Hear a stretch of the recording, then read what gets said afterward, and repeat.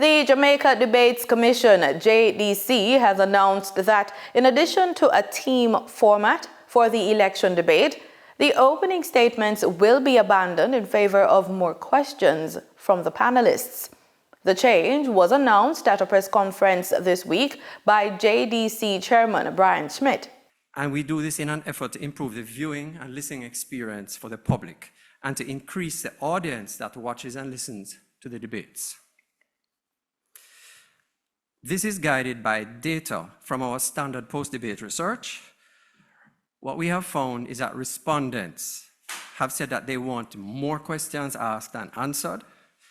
So for the first time, we have dropped the opening statements in the debates to facilitate more questions and answers. This year, the first debate will focus on social issues, and it will be moderated by Janella Precious, with questions coming from Natalie Campbell and Ramardo Lyons. The debate covers specific thematic areas. These themes are suggestions or guidelines, and our questioners are absolutely free to create their own questions. And let me reiterate, the JDC plays no part in the creation or composition of the questions, and we have no idea what the questions are that the questioners will come with, and we learn them at the same time as the public.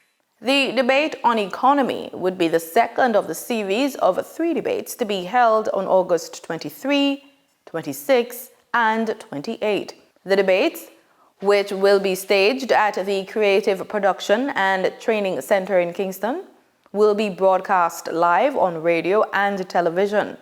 They will be streamed as well. Saturday's debate is set to begin at 9 p.m.